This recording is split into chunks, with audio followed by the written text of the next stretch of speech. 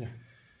Chers amis, quelle douleur n'être pas là avec vous, à Guidel, comme les années précédentes, dans l'université d'été du Modem, avec François Bayrou, avec tous les amis, avec Marielle, avec Jan Werling. Je salue pour la réunion que vous avez en cours sur le climat. Et je voudrais vous envoyer un message essentiel aussi parce qu'on a déjà arrangé mi-octobre, le 15, auprès du Sénat, un meeting du Parti démocrate européen, de notre institut, sur ce thème à la veille de la conférence Paris Climat fin novembre, début décembre.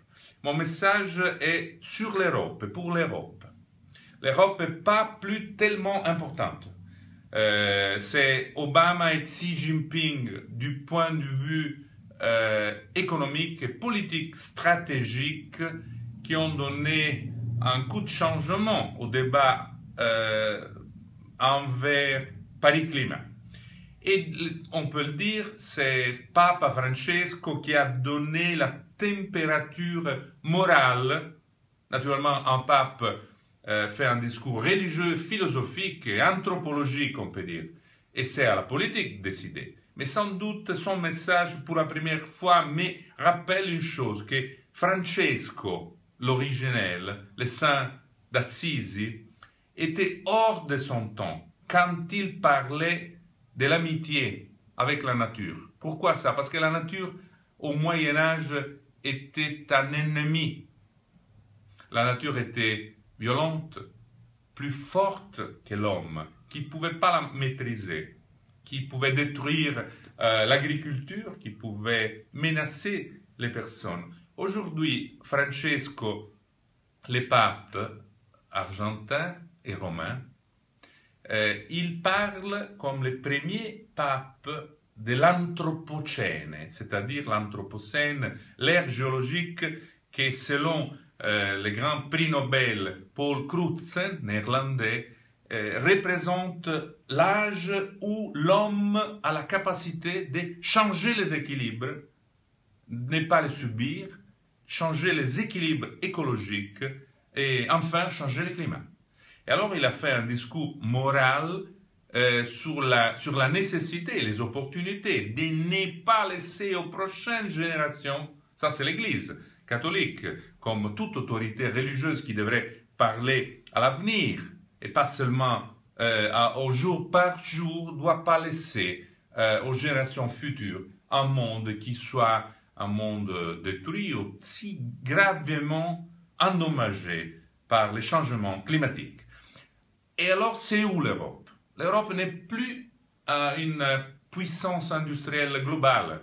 Elle doit rester naturellement, mais la proportion de la production industrielle européenne est très basse. Nous avons fait le carbon leakage, nous sommes allés produire en Chine, à l'Extrême-Orient, pour ne pas avoir les émissions chez nous, mais les émissions sont partout. Et les émissions chinoises, pour que nous puissions acheter les produits chez nous à bon prix, sont émissions globales. Nous les payons tous. Mais l'Europe a baissé ses émissions de 23 à 24% des émissions globales à 11% et l'Europe vise les 6% des émissions. Alors, nous n'avons pas tellement à dire sur la table des négociations en termes d'industrialisation, en termes de pollution. Alors, c'est où l'autorité européenne? En 2009, Copenhague, le sommet de Copenhague, fut une faillite terrible. Et l'Europe fut choquée par son incapacité de donner des réponses respectées par la communauté internationale. Cette année, c'est la France, c'est l'Europe, c'est Paris, c'est le gouvernement français et toutes les forces politiques qui doivent essayer de donner une réponse à partir de l'Europe. Alors, notre proposition, qui sera vérifiée aussi dans le meeting du Sénat, 15 octobre, avec nos amis, avec Jan Werling et nos amis du Modem et du Parti démocrate européen, sera une opportunité pour dire que nous voulons faire des choses aujourd'hui, tout de suite. On peut le faire. On pourrait par exemple éliminer des gaz les gaz HCF, qui sont des dérivés du fluor et qui ont une très grande responsabilité sur l'effet de serre. On pourrait intervenir tout de suite sur le gaspillage alimentaire.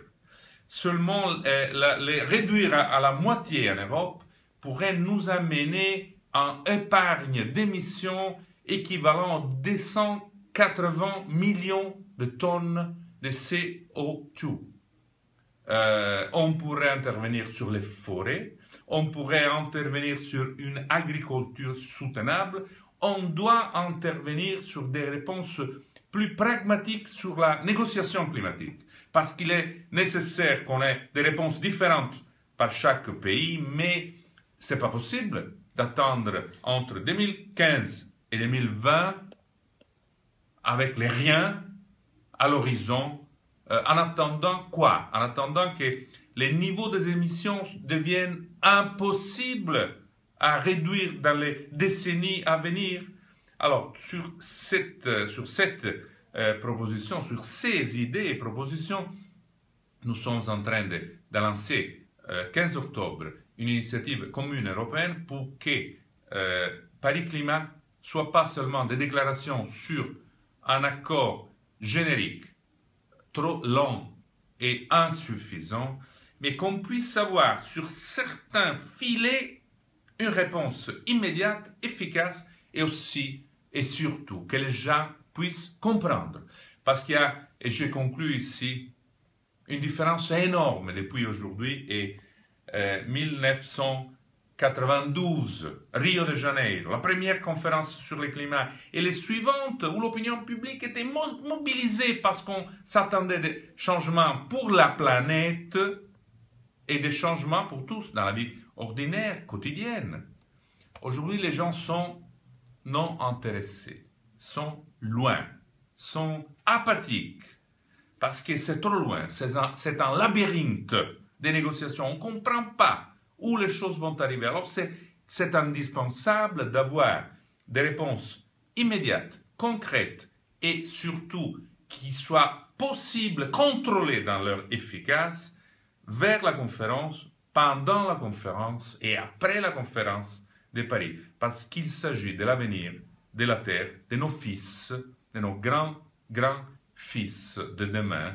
Et j'espère que vous allez donner des bonnes contributions et on se voit à Paris 15 octobre pour la prochaine étape. Ciao et buon lavoro!